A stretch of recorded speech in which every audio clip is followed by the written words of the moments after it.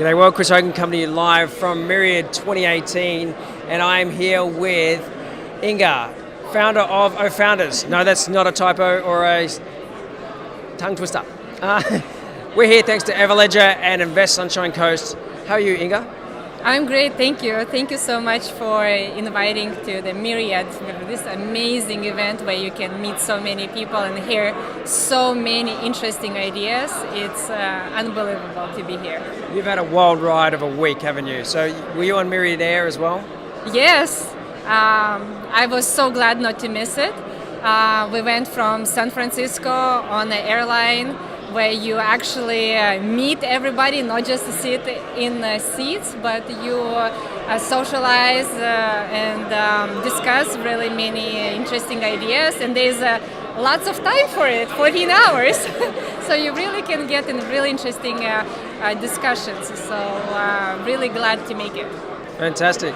And then it was onto the boat on Monday night, and then Tuesday, it was up to the Sunshine Coast, to the farm. What a beautiful place that was, right? To be in the nature and to learn how in the new and sustainable ways grow all the produce and experience nature under the Milky Way stars.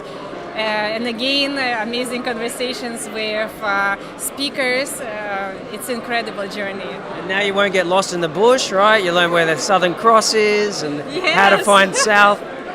Somebody explained me really well how to... Who was that freak? Who was that freak? Who was it? Sorry. So Inga, tell us about yourself. Tell us about Ofounder.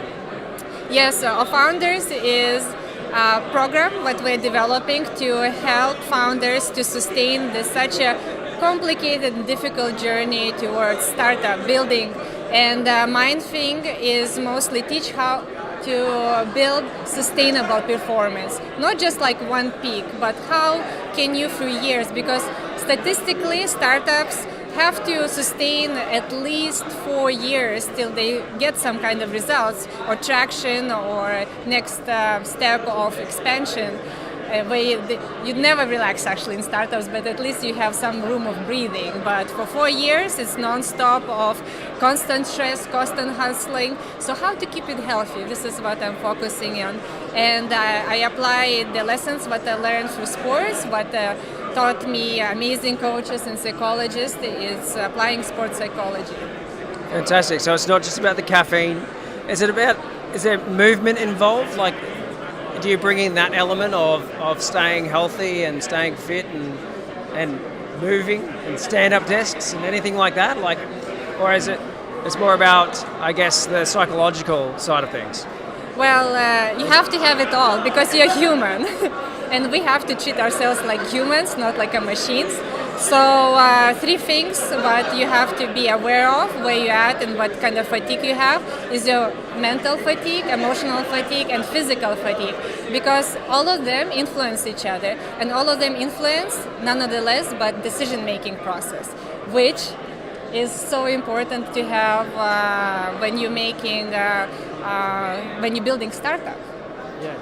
It's all about decision making and how to keep it fresh, because if you make decisions Clarity. based on emotions Yeah. or like if you're not focused or if you physically just fatigue, you're making so many errors where when you're a little bit rested could completely change your path.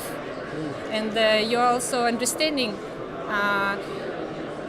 being able to startups hurdles to handle better. And that provides clarity, right? It helps keep your mind clear and being mindful about what it is that you're focused on, and so I've been indulging in the Power of Now by Eckhart Tolle, and that's been really helping me. Yes. And stay focused on task and whatnot. So it's kind of I think so. What we need to learn multidimensional thinking. It's like there are trends, like you have to think positive, or you have to be now, or you have to have goals. So it's kind of like contrasts, right? There are many contrasts that people give you, but you have to have it all. I mean, you have to think global but act local. So at once you have to have 2 things at once. Also, you have to think positive, but you have to also be consider what negative can happen. You cannot ignore because negative will happen, but you need to know how to respond to it in positive way. So you have to think both ways. Yeah, it's challenging, right? Yeah, and then if your present is good, but you also need to think about the future, right? So how you do it, it depends on timing. Like when you plan, you think about the future, but when you execute, you think about now. And you don't think, you are now. Yes, that's right. You are now, don't think about it. And so sports people actually are challenging themselves every day, whether it be in the pool, I saw your photo with Ian Thorpe, or on the track, and I suppose they bring a good message and teachings to businesses, don't they? So they've had to, challenge themselves physically and mentally every day. And I've known some fantastic athletes through my life. Kai Hurst is one that I've been pretty close to over the years, and I always used to watch him swim in the pool, go to sleep, rest. He had a very balanced regime. And I was always very surprised by that. And I was like, why aren't you like go, go, go? Like he had it down really well. And his ocean swimming was fantastic. So is that what you're finding as well? Like they seem to have the balance, like the elite athletes, the Olympians, I guess, are probably the elitist. Then you've got the ultra runners and ultra marathonists. Do they have that balance right? For professional ones, they have to learn what is that balance and how the human body functions. Because I see many times for entrepreneurs, they think they have to go, go, go. But for athletes, the most important thing, besides go, go, go and pushing your limits, is actually recovery. Because during recovery, during the conscious full sleep, this is where actually your body transforms. So analogy would be, if you don't rest, next day you cannot at all do any kind of training, and then you lose whole day what proceeds to really tight schedule of accomplishing your competition. So for the entrepreneur, they have to rest to make good decisions next day. So resting is part of go, go, go. Absolutely. And I've been listening to an excellent neurologist by the name of Matthew Walker, who was talking about sleep deprivation and how we all must get between 7 and 9 hours worth of sleep, and anything less means that we're just not going to be functioning. Amnesia can come in, and actually dream states can actually come into our daily lives, and we can see rabbits running around, and no, literally.